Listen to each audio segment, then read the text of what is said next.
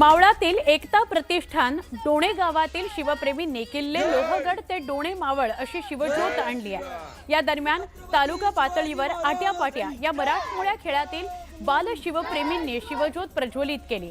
यावेळी लोहगड किल्ल्यावर शिवगर्जना करण्यात आली, तर फटाक्यांची आतषबाजी करत संपूर्ण लोहगड किल्ला प्रकाशमय करण्यात आला। किल्ले लोहगड ते डोणे मावळ शिवज्योत प्रज्वलित होताना दिसली। छत्रपती शिवाजी महाराज यांच्या 396व्या जयंतीनिमित्त जुन्नरमध्ये फटाक्यांची आतषबाजी करण्यात आली। जुन्नर शहराच्या मुख्य चौकातील छत्रपती शिवाजी महाराज यांच्या अश्वारूढ पुतळा परिसरामध्ये ही आतषबाजी करण्यात आली।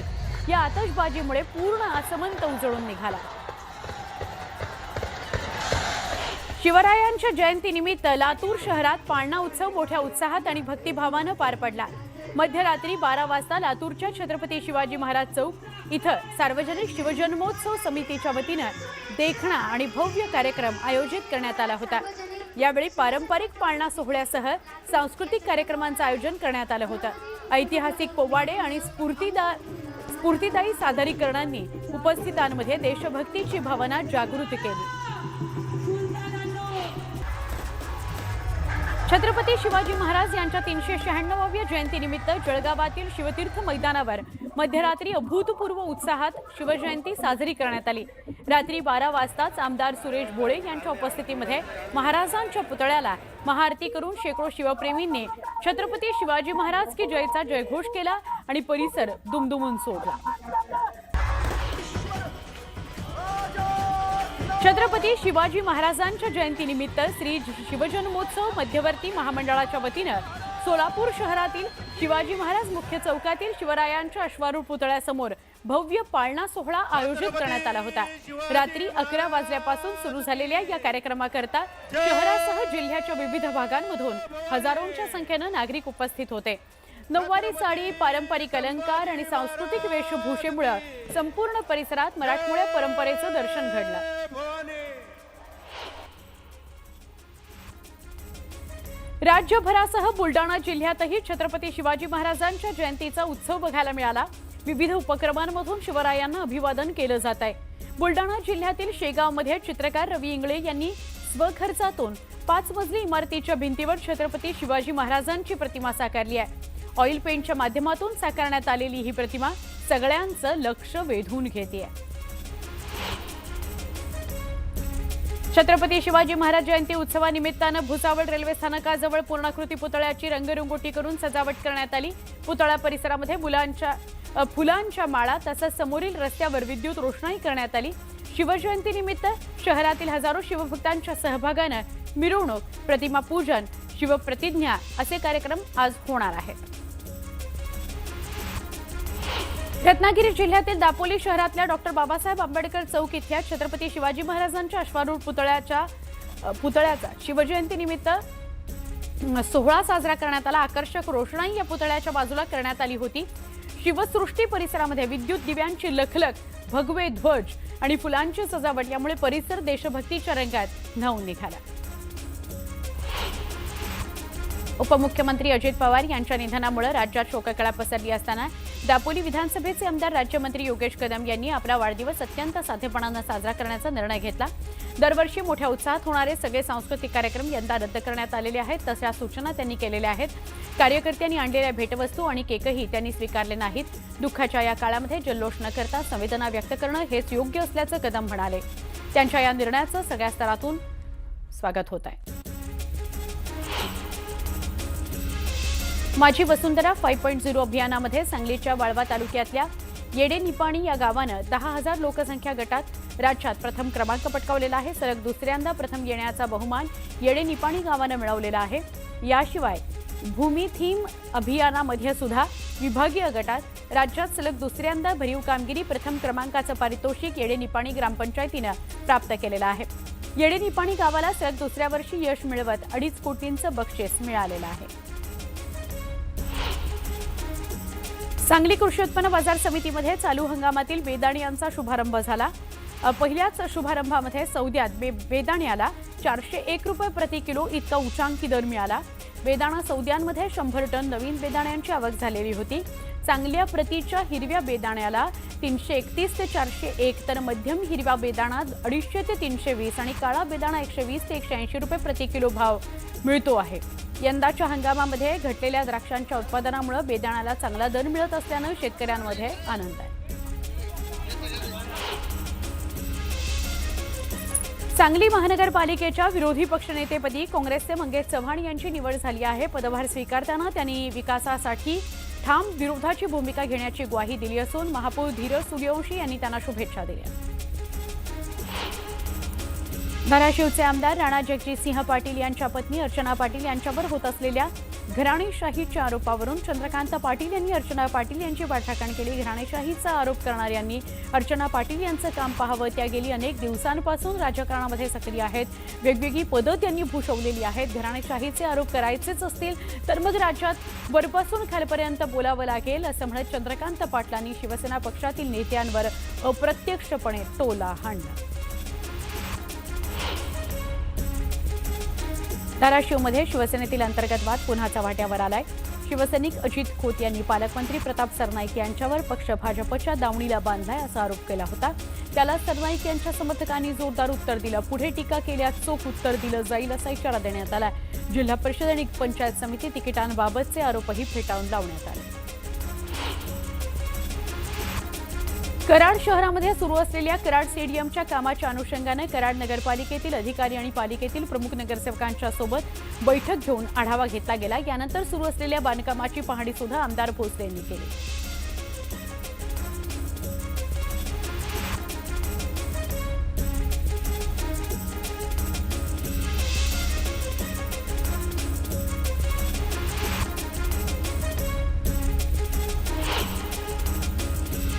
लाडकी बहीण या योजनेतील लाभार्थ्यांना जानेवारीचा आर्थिक लाभ देण्याकरता सामाजिक न्याय आणि विशेष सहाय्य विभागाचा 98 कोटी 45 लाख रुपयांचा निधी वितरित करण्यास मान्यता देण्यात आलेली आहे। 2025-26 या आर्थिक वर्षाकरता एकूण 3960 कोटी रुपयांच्या अर्थसंकल्पीय तरतुदीतून हा हप्ता वितरित करण्यात आला आहे। महाराष्ट्र राज्य माध्यमिक आणि उच्च माध्यमिक शिक्षण मंडळातर्फे घेण्यात येणारी इयत्ता 10वीची परीक्षा शुक्रवारपासून सुरू होते। या परीक्षेकरता राज्यभरातून एकूण 16,15,489 विद्यार्थ्यांनी नोंदणी केलेली आहे। त्यापैकी 8,65,740 मुलगे आणि 7,49,736 मुली आणि 13 ट्रान्सजेंडर या परीक्षेला बसतायत। एकूण 5,111 मुख्य केंद्रांवर ही परीक्षा घेण्यात येणार आहे। मुंबईमध्ये पावसाळ्यात चर्चगेट ते विरार दरम्यान उपनगरीय रेल्वे सेवा अखंड सुरू राहावी। प्रवाशांना कोणताही अडथळा येऊ नये याकरता पश्चिम रेल्वेने आतापासूनच तयारी सुरू केलेली आहे। गेल्या वर्षी मान्सून अपेक्षेपेक्षा मुंबईत लवकर दाखल झाला। हा अनुभव लक्षात घेता यंदा 25 मे पर्यंत सगळी कामं पूर्ण करा असं उद्दिष्ट ठेवण्यात आलंय।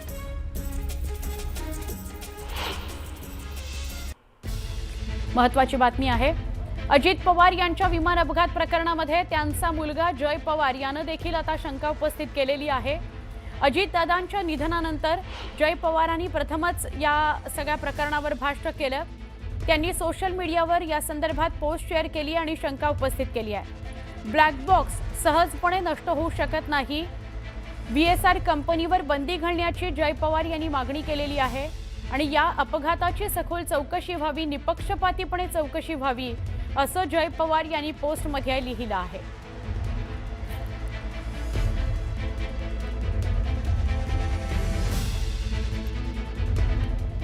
जय पवारांनी पोस्टमध्ये नेमकं काय म्हटलंय ते बघूयात। ब्लॅक बॉक्स सहज नष्ट होत नाही, त्यामुळे संपूर्ण पारदर्शक आणि निर्विवाद सत्य जनतेसमोर यावं। महाराष्ट्रातील जनतेला या दुर्दैवी घटनेचे खरं कारण समजण्याचा पूर्ण अधिकार आहे। तसंच VSRला तात्काळ उड्डाणं चालवण्यास बंदी घालून विमानांच्या देखभालीतील संभाव्य गंभीर त्रुटींवर सखोल आणि निपक्षपातीपणे चौकशी व्हावी, जय पवार यांनी पोस्ट केलेली आहे। ही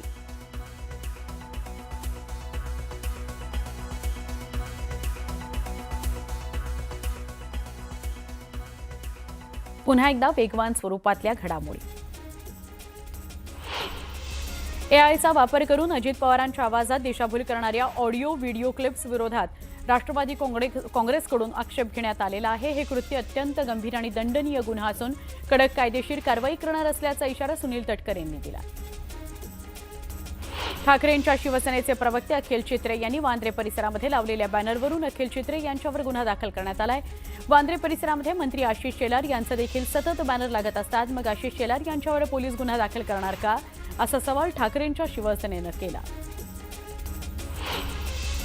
शिवजयंतीनिमित्त महसूल मंत्री चंद्रशेखर बावनकुळेंनी छत्रपती शिवाजी महाराज महाराजस्व अभियान याची घोषणा केली। या अभियानाद्वारे एका दिवसात महसुलाच्या 15 सेवा तात्काळ मार्गी लागणार आहेत। मार्च, एप्रिल आणि मे महिन्यामध्ये महाशिबिरं होणार असून सगळी महसूल मंडळं, नगरपालिका, नगरपंचायतीत महाशिबिरं घेतली जाणार आहेत। भाजप शिवसेना एकत्र येणार असून भिवंडीत महापौर भाजपचा होणार असल्याचा दावा भिवंडी शहराध्यक्ष रवी सावंत यांनी केला। कोण कोणाची भेट घेते आणि कशासाठी घेतं यापेक्षा महापौर महायुतीचा बसणार हे महत्त्वाचं आहे, रवी सावंत असं म्हणाले। सांगलीमध्ये दोन्ही राष्ट्रवादी काँग्रेस एकत्र लढल्या होत्या, मात्र महायुतीमध्ये असलेले तिन्ही पक्ष मिळून सत्ता स्थापन करणार असल्याचा दावा मंत्री चंद्रकांत पाटलांनी केलेला। त्यावर शरद पवारांच्या राष्ट्रवादी काँग्रेसचे नेते जयंत पाटील यांनी प्रतिक्रिया दिली। घड्याळाच्या चिन्हावर निवडून आलेल्यांवर भाजप कशी दादागिरी करू शकते, असा सवाल त्यांनी केला। राष्ट्रवादी काँग्रेस शरदचंद्र पवार पक्षाचे जास्त सदस्य उपस्थित असताना सुद्धा अन्य पक्षाचा अध्यक्ष करण्याऐवजी आपण भाजपबरोबर आघाडी करावी अशी मागणी आर पाटील यांचे बंधू सुरेश पाटील यांनी केली। दरम्यान ज्यांनी मागणी केली त्यांचं हे व्यक्तिगत मत होतं, मी मात्र मतदारसंघाच्या वतीनेच विनंती करेन आणि बोलेन, अशी प्रतिक्रिया रोहित पाटलांनी दिली।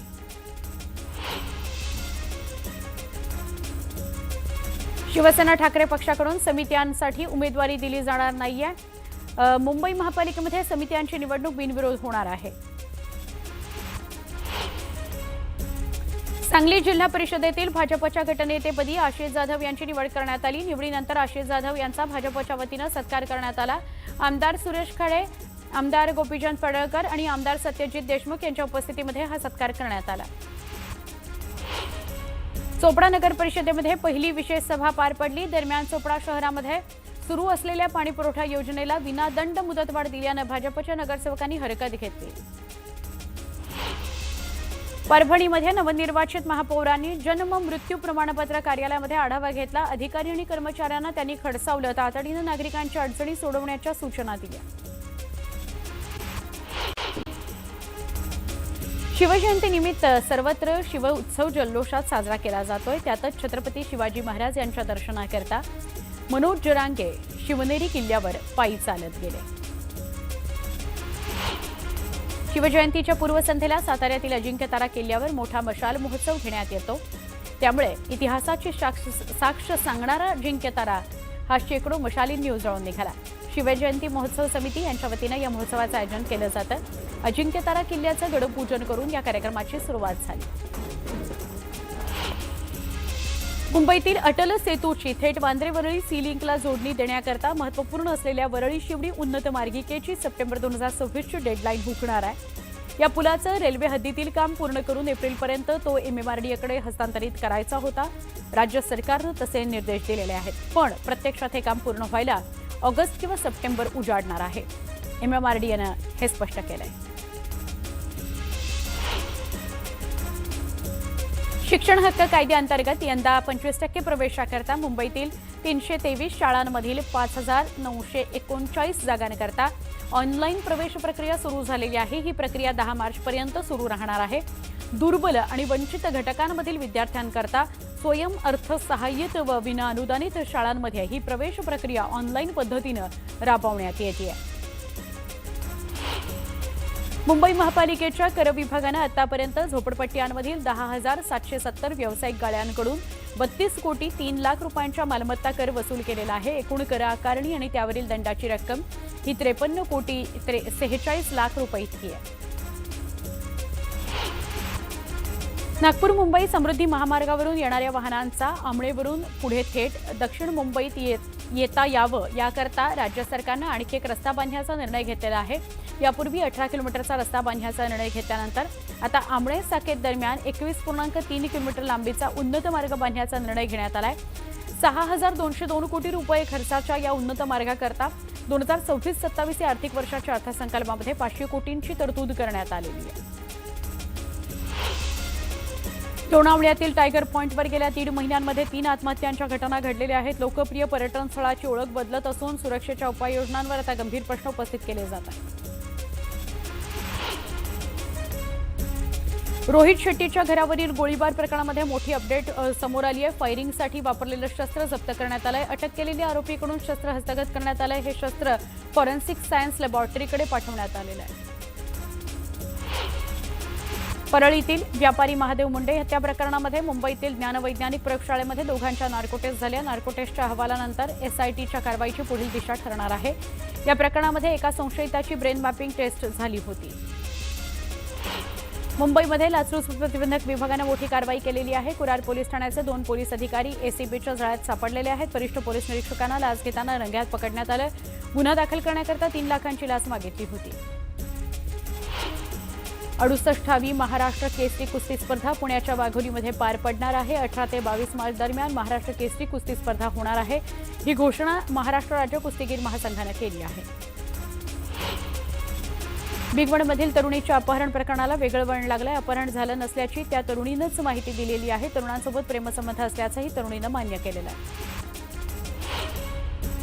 भिगवणमधील तरुणीचा जबरदस्तीने व्हिडिओ काढल्याचा गोपीचंद पडळकरांनी आरोप केलाय, तर तरुणाला वाचवण्याचा प्रयत्न होतोय असा दावाही त्यांनी केलाय। या घटनेच्या निषेधार्थ हिंदू जनआक्रोश मोर्चा काढण्यात आला।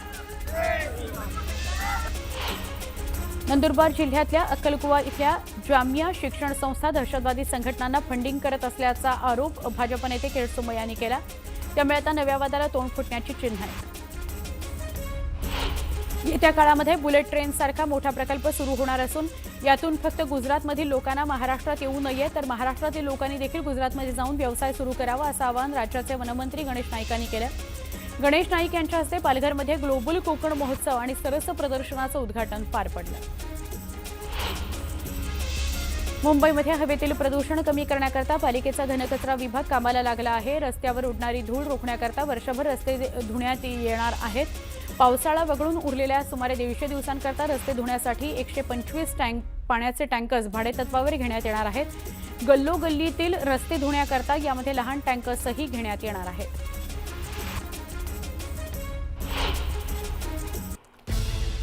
महत्त्वाची बातमी आहे टिटवाळ्यामधून। मुंबईजवळचं उपनगर टिटवाळ्यामध्ये कंटेनरचा भीषण अपघात झालेला आहे।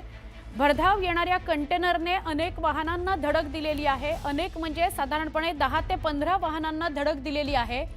विरुद्ध दिशेने येत असलेल्या 15 वाहनांचा चुराडा या कंटेनरने केलेला आहे। रिक्षा चालक आणि प्रवासी या कंटेनरच्या धडकेमध्ये थोडक्यात बचावलेले आहेत।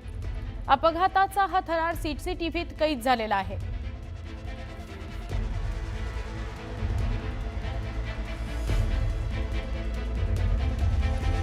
हा कंटेनर बघा सीसीटीव्हीमध्ये 10 ते 12 गाड्यांना धक्का देत चोराडा त्यांचा करत करत पुढे गेलेला आहे। थोडक्यात काही प्रवाशांचा, रिक्षा चालकांचा जीव वाचलेला आहे।